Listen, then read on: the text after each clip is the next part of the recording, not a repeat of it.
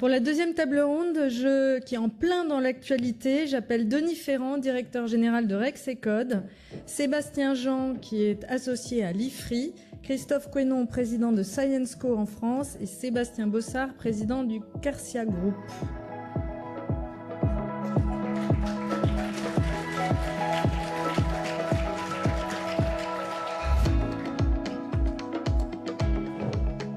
Alors, Frédéric l'a déjà mentionné, en fait, depuis plusieurs semaines, on est suspendu aux prochaines annonces du gouvernement Trump. On va voir des tweets. Entre menaces de droits de douane supplémentaires et report des échéances, entre exemption de certains secteurs, puis réintégration de ces secteurs, menaces de taxation de la flotte de navires fabriqués en Chine à courte ou moyenne échéance. Bref, ça va pas être une gageure aujourd'hui de décrypter ce contexte hiératique, mais nous avons la chance d'accueillir aujourd'hui un expert des prévisions économiques et un spécialiste du commerce international. Voilà, donc nous sommes entre de bonnes mains. Et ce que je vous propose, c'est qu'on s'attarde justement sur les conséquences attendues de la guerre commerciale et également qu'on évoque quelle serait la réponse européenne la plus adaptée. Donc, pour commencer, Denis, quels sont les effets à craindre de la stratégie de Trump, d'abord pour l'économie américaine et puis pour l'industrie européenne? Merci beaucoup. Il ne va pas falloir arrêter de suivre les tweets, parce qu'on est quand même sur quelque chose qui est installé dans la durée, parce que derrière le mouvement très erratique des annonces, les allers-retours qu'il y a quand même une colonne vertébrale. Et cette colonne vertébrale, elle participe à un diagnostic général qui est fait sur l'économie américaine, qui est celui d'une désindustrialisation qui a concerné les classes moyennes. Enfin, quand on lit Miran, quand on lit ce que dit Bessent, donc secrétaire du Trésor, le président du Conseil des experts économiques auprès du président, quand on lit les différentes déclarations, on voit bien qu'il y a quelque chose de fondamental. Il y a donc ce risque sur la désindustrialisation, qui n'a pas été plus importante aux États-Unis qu'elle ne l'a été dans d'autres pays européens, dont un qui est juste sous nos pieds. Il y a surtout une perception d'une dépendance accrue vis-à-vis de la Chine, et qui concerne tout un pan d'activité. Alors, sans préempter ce que pourrait dire Sébastien, j'ai emprunté des chiffres qui sont issus de ton ancienne maison. La Chine, aujourd'hui, elle a une position dominante sur 15% des produits industriels. 15% des lignes de produits industriels pour lesquelles la Chine fait plus de 50% des exportations mondiales. Dans le cas de la chimie, c'est 90 lignes sur 900 lignes à peu près qui sont repérées dans une base de données gérée par le CEPI. Donc 10% des lignes de produits industriels sont marquées par une position dominante de la Chine. Et donc, ce dans quoi est entrée l'économie américaine, c'est vraiment une stratégie de confrontation vis-à-vis de la Chine. Et cette confrontation, elle fait aussi écho à d'autres préoccupations fondamentales des États-Unis, qui dit bien que c'est un changement de fond qui est en train de s'opérer. C'est qu'il y a la perception de ce que les déséquilibres sur lesquels s'échafaude la croissance de l'économie américaine, ces déséquilibres ne sont pas soutenables. C'est cette dépendance vis-à-vis de l'extérieur qui fait que, par exemple, en l'espace de 10 ans, la position extérieure nette de l'économie américaine, la position extérieure nette, c'est la différence entre ce que les États-Unis ont comme actifs à l'étranger moins les engagements qu'ils ont vis-à-vis de l'étranger. Eh bien, cette position extérieure nette s'est dégradée de 50 points de PIB en l'espace de 10 ans. C'est quelque chose qui n'est pas soutenable et qui fait écho à ce que l'on appelle les déficits jumeaux aux États-Unis. C'est-à-dire qu'il y a un déficit extérieur qui est important, mais ce déficit extérieur est le reflet d'un déficit public qui est abyssal, qui pourrait presque nous faire passer pour des parangons de vertu, pour vous dire.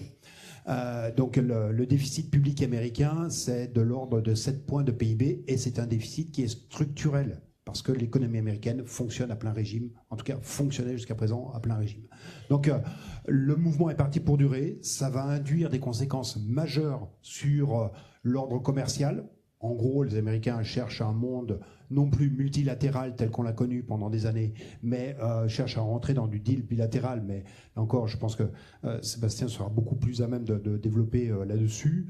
On va avoir aussi des changements sur le rôle du dollar, probablement, parce que il y a quand même la monnaie, la valeur de la monnaie n'est déterminée que par la confiance qu'on lui accorde. Or, là, il y a quand même tout un ensemble de questionnements fondamentaux qui sont en train d'émerger vis-à-vis de la puissance, du rôle de la puissance américaine. Et il n'y a pas d'alternative pour l'instant au dollar. La prééminence du dollar est évidente, que ce soit en termes de réserve, que ce soit en termes de monnaie de transaction, tout ce qui fait l'utilisation de la monnaie. Le dollar s'impose encore. Mais il y a une remise en question de plus en plus importante qui s'illustre in fine par ce qui a induit les réactions récentes de Trump, qui s'illustre dans le fait que les valeurs des taux, enfin le taux sur les titres du Trésor américain se sont tendus.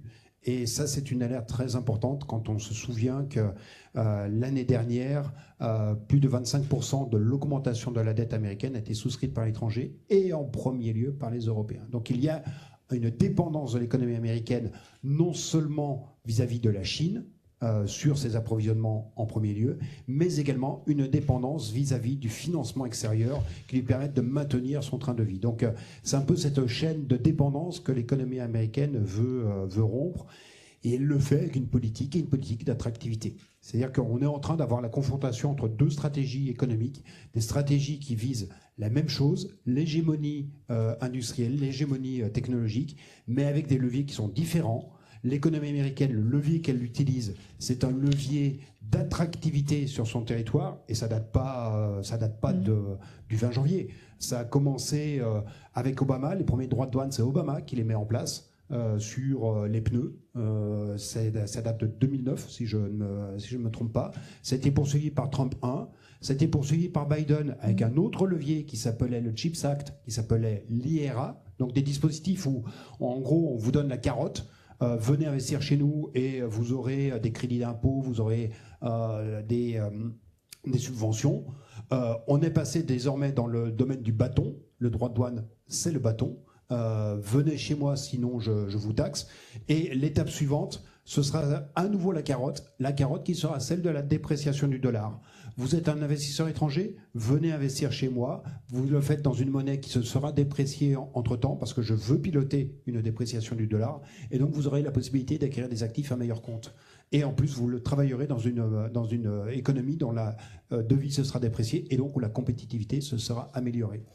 Donc oui, on a devant nous, pour répondre enfin à ta question, on a devant nous une économie américaine qui va très fortement ralentir, et il faut regarder les révisions actuelles des prévisions de croissance qui sont faites sur l'économie américaine.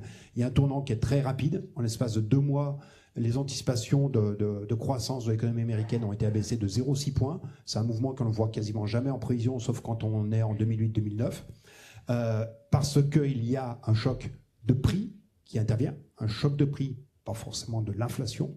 Il y a un choc de prix qui va concerner l'économie américaine et qui donc a un effet dépressif sur l'activité. Donc oui, il y a un arrêt qui va se faire, mais au service d'un objectif de moyen terme qui est celui de restaurer les conditions de la prééminence industrielle américaine. Est-ce que le pari va réussir ? Je n'en suis pas extrêmement convaincu. On pourra peut-être développer là-dessus. Et puis peut-être quand même sur l'Europe, les réponses européennes.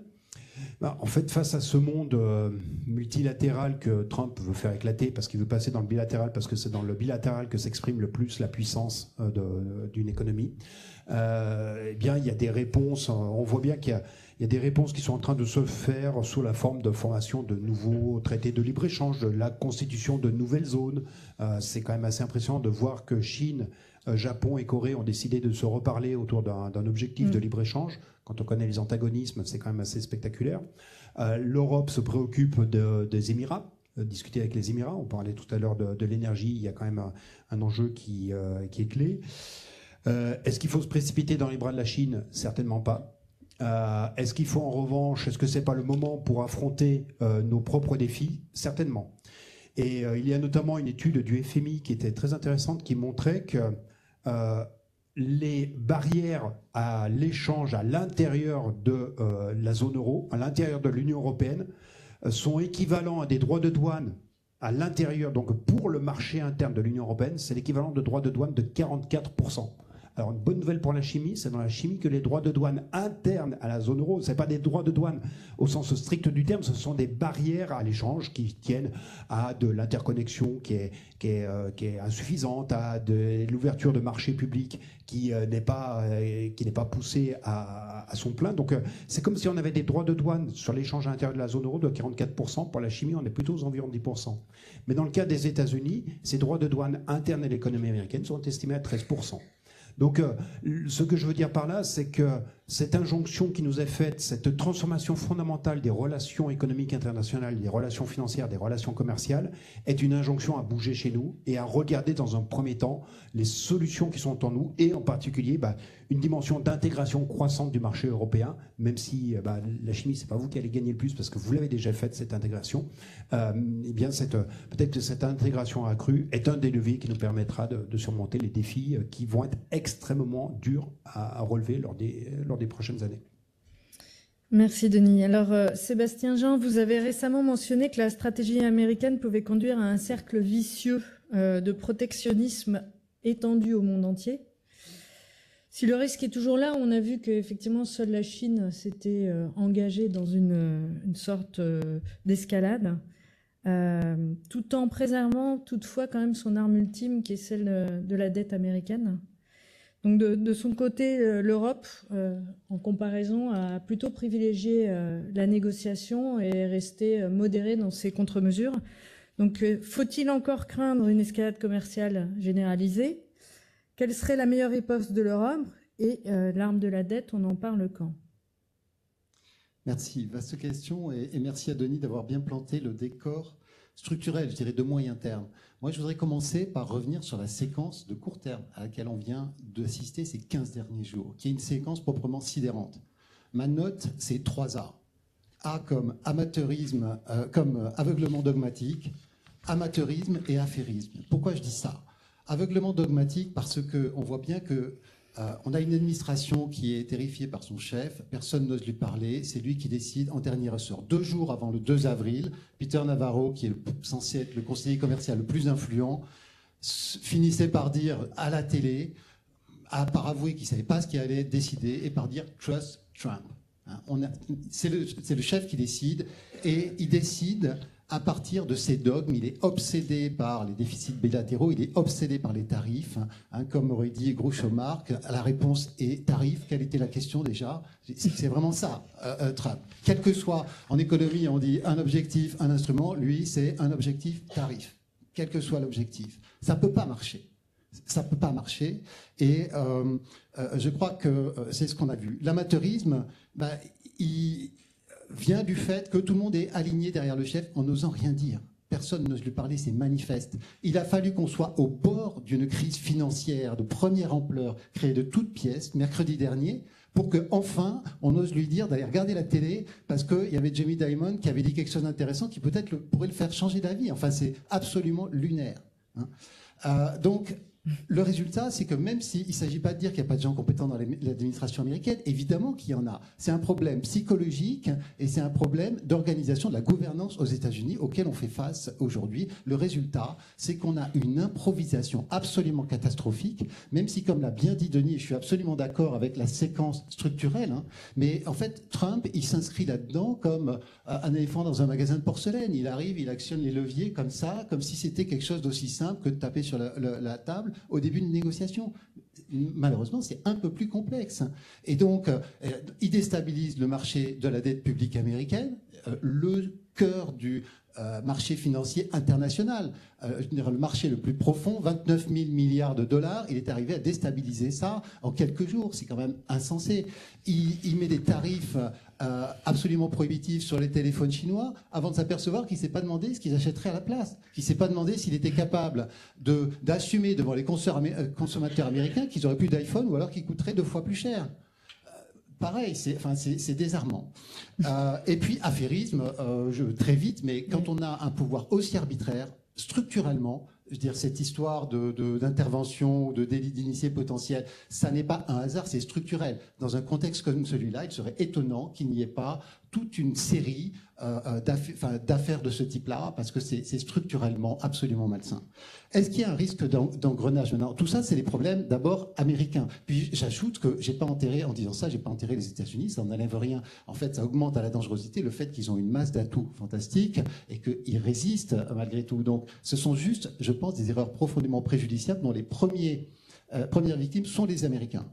Mais ce ne sont pas les seuls. Et l'incertitude est massive, comme votre président l'a bien rappelé, je suis entièrement d'accord. On est vraiment au fond, un peu dans le brouillard de la guerre commerciale, et il faut se méfier des fausses certitudes. Il peut arriver beaucoup de choses différentes. On est dans un climat avec des politiques erratiques par ce qui reste la première puissance mondiale. C'est extrêmement problématique, c'est extrêmement préjudiciable, et ça nous met dans un environnement très incertain et très difficilement prévisible. Est-ce qu'il y a un risque d'engrenage? Oui, évidemment. La mécanique, on la voit très simplement se dérouler devant nous, et au fond, elle est dans la présentation, le tableau de l'industrie chimique qui a été fait tout à l'heure. C'est-à-dire qu'à partir du moment où les États-Unis ferment leur marché, eh bien, on aggrave un problème d'excès, de surcapacité qui était déjà présent dans l'industrie, et on crée les conditions d'une crise industrielle mondiale avec le marché européen qui est le déversoir le plus naturel pour tous les produits qui ne trouvent plus de déboucher aux États-Unis, ou bien qui subissent indirectement la pression sur les prix qui en découle.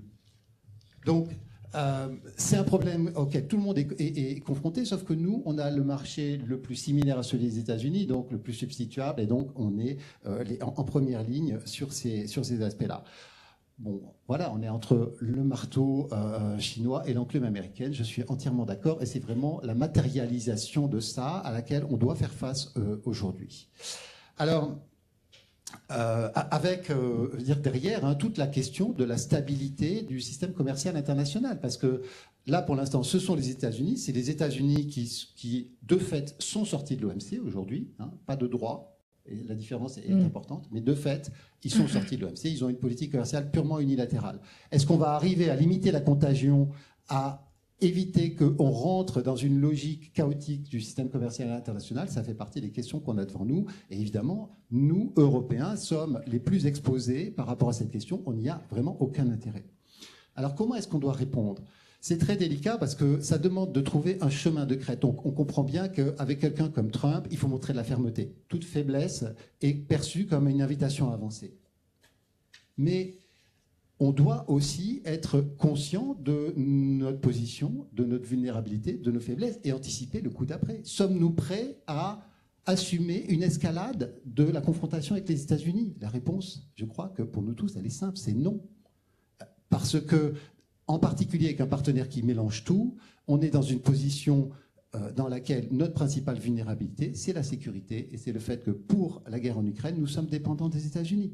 Et on ne peut pas complètement être sûr d'arriver à mettre un mur étanche entre ces deux dossiers. C'est, je crois, la grande différence entre la période dans laquelle on est aujourd'hui et celle dans laquelle on a vécu au cours des dernières décennies, où structurellement, finalement, l'Union européenne travaillait en silo sur les différents dossiers.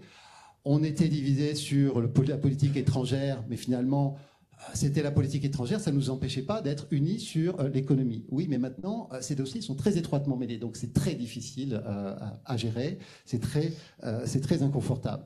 Mais en tout cas, le résultat, c'est que, dans la théorie des jeux, on parle de escalation dominance, la domination, c'est-à-dire dominer le stade ultime de l'escalade. Clairement, on n'y est pas, nous, Européens. On n'a pas envie, en plus. Je veux dire, on est dans un duel à se tirer dans les pieds. On n'a pas envie que tout ça continue très longtemps. D'où le chemin de crête dont je parlais, c'est-à-dire qu'on veut montrer de la fermeté, mais on veut éviter l'escalade. Donc moi, j'en déduis une première chose, c'est qu'il ne faut pas chercher la symétrie dans cette affaire. Il ne faut pas chercher à répondre dollar pour dollar à ce que font les Américains. La deuxième chose, c'est qu'il faut se connaître aussi. Et l'Europe, elle est marquée par des lenteurs et des divisions. Les divisions, c'est clairement notre ennemi dans ce contexte-là, et c'est vraiment ça notre handicap. Après ça, je vais peut-être vous étonner, mais je pense que la lenteur, c'est notre atout. C'est-à-dire que, justement, quand on se tire dans les pieds, il ne faut pas tirer trop vite. Et donc, si on veut montrer cette fermeté sans entretenir l'escalade, c'est très bien de dire on va répliquer fermement, mais on va pas le faire tout de suite. Et je pense que c'est une assez bonne ligne de conduite. C'est parce que ça empêche l'escalade automatique. On a vu ce qui s'est passé avec la Chine. Et puis on comprend bien cette espèce de démarche, j'allais dire, de mafieux, au fond, de Trump. Tu me mets 50, je te mets 50, tu me mets 100, je mets 120. Enfin bon, c'est ridicule. Nous, on n'a absolument pas envie de rentrer là-dedans. Donc, je ne dis pas que c'est facile. Hein. C'est extrêmement délicat. D'autant qu'en Europe, on a cette spécificité où ce n'est pas un pays qui directement détermine sa politique commerciale. On est dans un jeu à plusieurs étages. Les États membres ont délégué la conduite de la politique commerciale à la Commission. Ils ne l'ont pas fait n'importe comment. Il y a des règles extrêmement précises. Donc, c'est très codifié.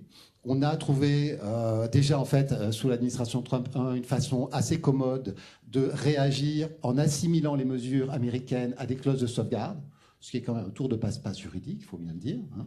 Mais on va le réutiliser. On a déjà dit qu'on allait le réutiliser cette fois, et il est assez efficace, parce que sinon, il faut bien dire que normalement, toute représaille, elle doit s'inscrire dans le cadre de l'OMC. Et ça, c'est un cadre qui, non seulement, effectivement, est bloqué dans la partie appel, mais ça, on avait pris des mesures dans le cadre du règlement d'exécution, mais même la première partie, elle prend quand même au moins 1 an, voire plus. Donc, c'est trop lent. Donc, voilà, on est contraint par ça. On a mis on a créé aussi ces dernières années un instrument anti-coercition. On le décrit beaucoup comme un bazooka. Moi, je suis pas d'accord avec cette notion. Enfin, et je pense que d'ailleurs Trump, il sait à peine ce que c'est.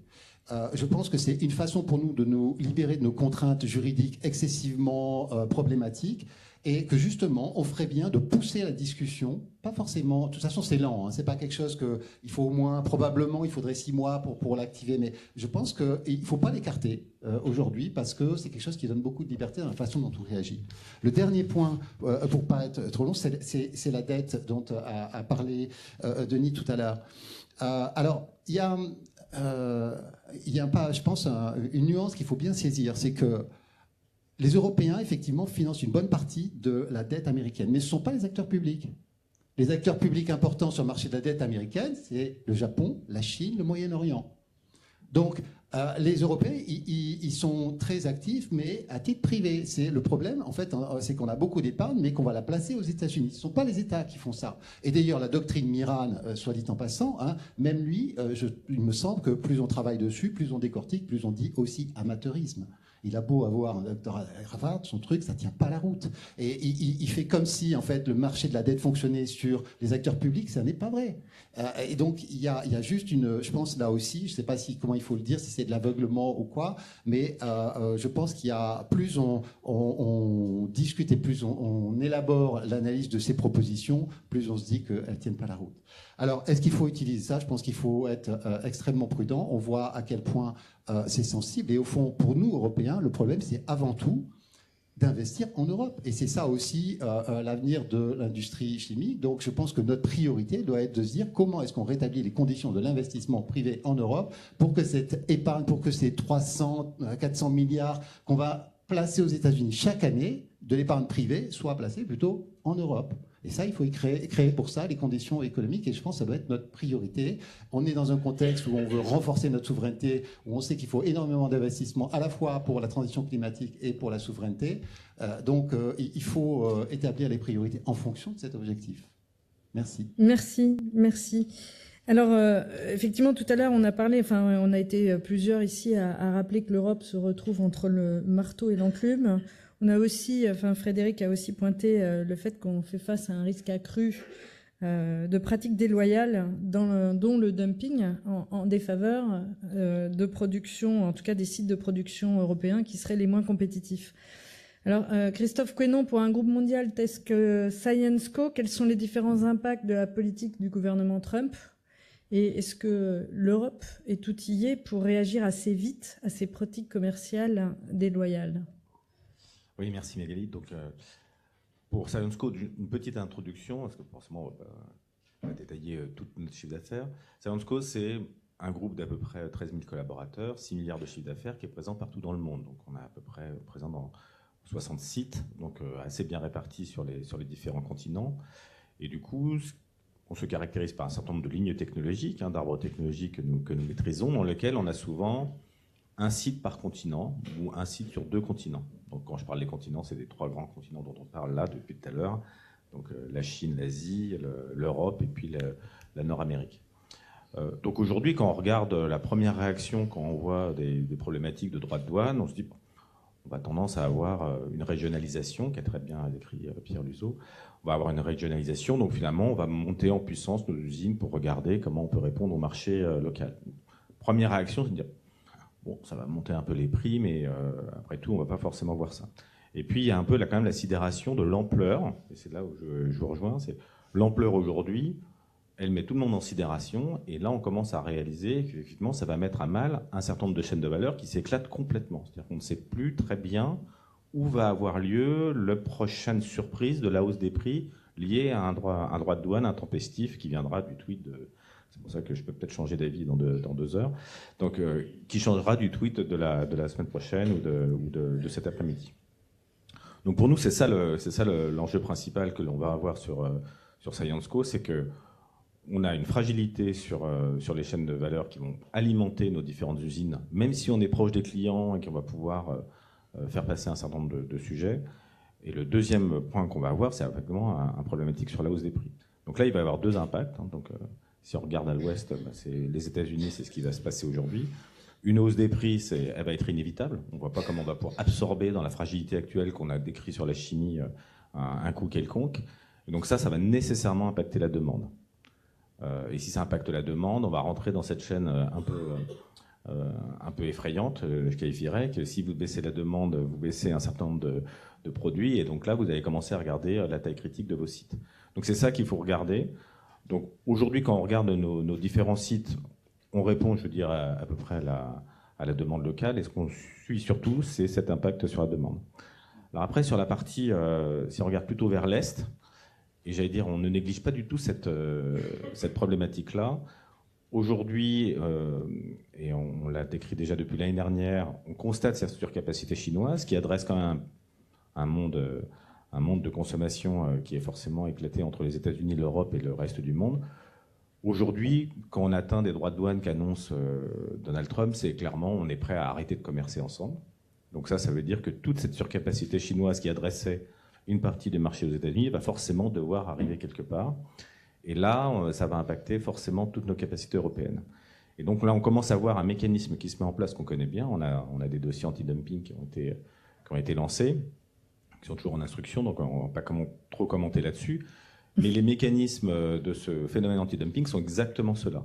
Il y a une surcapacité, ça commence par une compétition extrêmement accrue en Chine, dans laquelle on voit une baisse des prix, mais qui est tenue en Chine parce qu'il y a effectivement un accès à une énergie qui est abordable, un marché qui est quand même en croissance. On a vu qu'aujourd'hui ça repart, il y a à nouveau un plan de relance en Chine, avant d'arriver, une fois que ce marché est saturé par cette surcapacité, de s'adresser à un marché. Le marché américain se ferme, il regarde quel est le marché ouvert, c'est le marché européen. Et là, on commence à voir ces prix arriver, d'abord par une prise de part de marché sur des volumes. Donc ça impacte la marge de nos usines en chimie, moins de 71% de la marge de nos usines, pas pour ScienceCo, mais d'une manière générale, c'est-à-dire qu'on est en dessous d'un prix de revient structurel. Et aujourd'hui, après, on va avoir la baisse des prix. Et alors là, par contre, ça induit systématiquement la fermeture d'un asset ou d'un sujet. Donc je pense qu'il ne faut pas du tout qu'on néglige au niveau européen le fait que cette conversation bilatérale que l'on a avec les États-Unis a surtout aussi un impact avec ce qui va se passer sur des flux de matières qui vont venir de Chine, aussi bien pour alimenter nos usines, mais surtout pour rentrer en compétition avec elles. Et donc là, il est quand même essentiel de garder ça en tête. Donc nous, on est extrêmement vigilants là-dessus, on alerte toutes les autorités qui sont de toute façon très mobilisées sur ce sujet-là. Donc vis-à-vis de nos attentes par rapport à ça, c'est bien ça. Je pense que l'Europe, l'année dernière, on avait utilisé une expression, je crois, dans une table ronde comparable, on avait dit, bon, on a aujourd'hui un aigle, on a 2 carnivores, si je me souviens bien, je crois qu'il y avait un aigle américain et puis il y avait un tigre asiatique, et nous, au milieu, on était un steak. Ben, on y est, quoi. Et donc là, aujourd'hui, on a vraiment ce sentiment-là qu'effectivement, il faut sortir de cette naïveté. Alors, moi, je suis tout à fait en accord avec vous, c'est de dire, c'est vraiment sortir de la naïveté. Il ne s'agit pas d'être extrêmement ferme ou d'avoir des positions complètement univoques, mais vraiment se dire que notre avenir nous appartient. Il ne s'agit pas de donner du pouvoir à celui qui aujourd'hui essaye de mener la danse. On a nos atouts, on a quelque chose à diversifier. Et parmi ceux-là, je pense qu'il est important de garder en tête que c'est les investissements d'aujourd'hui qui vont créer les emplois et la valeur de demain. Aujourd'hui, une période d'incertitude comme ça, le premier impact qu'il va y avoir, c'est les investissements. La chimie, on investit tous pour 30 à 50 ans. On n'est pas là pour faire un investissement à 2 ans. Donc à partir de là, quand on est dans l'incertitude, c'est l'investissement qui prend immédiatement. Aujourd'hui, l'Europe a cette capacité de pouvoir assurer une certaine visibilité et de pouvoir attirer et apporter un cadre réglementaire dans les investissements. Mais aujourd'hui, on n'y est pas. On n'y est pas pour tout ce qu'on a dit sur la table ronde d'avant, donc je pense que je ne vais pas revenir là-dessus. Mais il me semble qu'au-delà de cette négociation dans laquelle on va avoir un mélange de fermeté et de discussion dans laquelle on cherche à avoir un 0 to 0, si je comprends bien, droit de douane entre l'Europe et les États-Unis, tant mieux si on y arrive. Ce sera très bien pour nos chaînes de valeur, puisqu'on envoie des produits là-bas, on en reçoit, donc ça c'est très bien. Mais il me semble que pour l'Europe, c'est pour vraiment s'intéresser à la compétitivité de la chimie. C'est ça qui sera notre plus grande force. Merci. Alors, pour finir, Sébastien Bossard, donc vous êtes à la tête du groupe de chimie spécialisé dans l'hygiène alimentaire et animale. Votre groupe, on l'a vu bien grandir depuis effectivement la première promotion de l'accélérateur BPI France. Et aujourd'hui, il regroupe 28 sites dans le monde, dont un au Canada et un aux États-Unis. Et puis par ailleurs, vous êtes également le président de FAIR, le syndicat de l'hygiène et de l'entretien responsable. Alors aujourd'hui, comment gérez-vous l'incertitude générée par les annonces du gouvernement Trump? Qu'attendez-vous de l'Europe pour votre groupe Quercia et plus généralement pour votre syndicat? Merci Magali de l'invitation, merci à France Chimie. Bonjour à toutes et à tous. Qu'est-ce que j'attends de l'Europe et de la France? Le contraire de ce qu'on a aujourd'hui, de la certitude. J'étais venu, j'avais pas trop le moral, mais je suis content parce qu'avec tous les experts qu'on a entendus ce matin, je pense qu'en fait toutes les solutions sont là. Il n'y a qu'une chose qui me questionne et qui un peu m'afflige, c'est pourquoi tout ça ne se met pas en musique. Et je vous avoue que, alors je vais pas revenir sur ce qui a été dit à l'instant par Christophe et qui était très juste et qu'on partage à peu près, alors on n'est pas du tout à l'échelle de Syensqo puisqu'on fait un peu plus de 600 millions d'euros de chiffre d'affaires. À l'époque de l'accélérateur, on en faisait une centaine, donc effectivement on a bien grandi.